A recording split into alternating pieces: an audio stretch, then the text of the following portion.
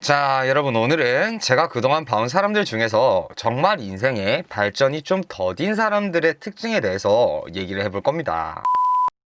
사실 발전이 더딘 것도 더디지만 라이프 스타일의 밸런스가 깨질 수밖에 없다라고 표현하는 것이 더 적합한 표현인데요. 라이프 밸런스가 깨지면 다른 것보다 무엇이 깨지냐? 멘탈적인 부분, 정신적인 건강도가 떨어지게 됩니다. 이 정신적인 건강도가 떨어지는 것은 곧장 신체적으로도 영향이 가며 또 반대로 신체적인 스테이트는 마찬가지로 정신적인 영향을 줍니다. 자, 오늘 제가 얘기를 하고 싶은 것이 무엇이냐? 욕구 절제를 못하는 사람의 인생은 비단 윤택할 수가 없다라는 말을 여러분과 한번 나눠볼까 해요. 대표적인 3대 욕구, 식욕, 성욕, 수면욕, 이 세 가지의 욕구는 절제가 되면 될수록 삶이 윤택해지며 그런 것들이 우리가 좀 더 나은 삶을 살아가는 것에 직결적인 도움이 됩니다. 자, 그런데 이 밸런스가 깨져 있는 사람들에게는 크게 두 가지 문제점이 드러나요. 하나는 건강에 대한 문제, 그리고 또 하나가 이런 자기 욕구에 대한 것에 합리화를 하는 그런 문제가 있어요. 자, 먼저 얘기에 앞서서 사람이 먹는 것을 좋아하고 수면을 좋아하고 이런 본능적인 욕구 자체를 비난하고자 하는 것이 절대 아니에요.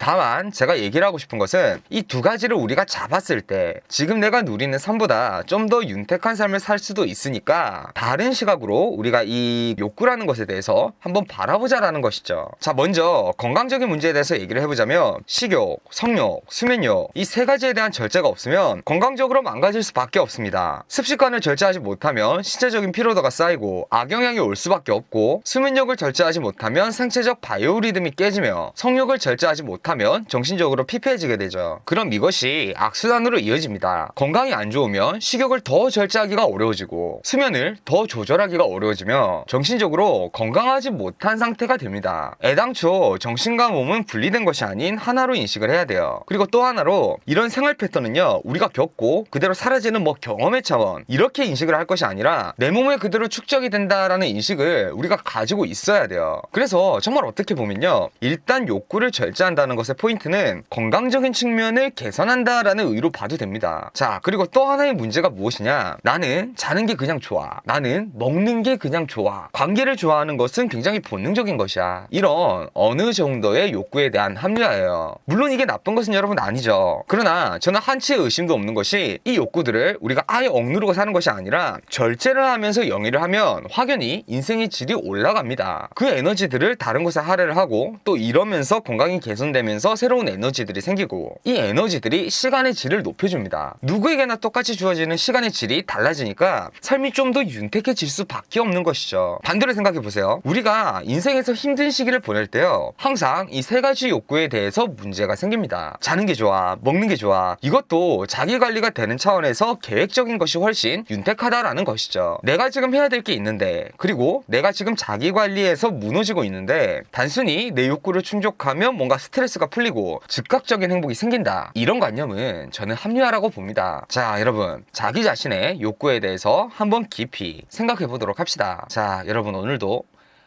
행복한 하루 하세요.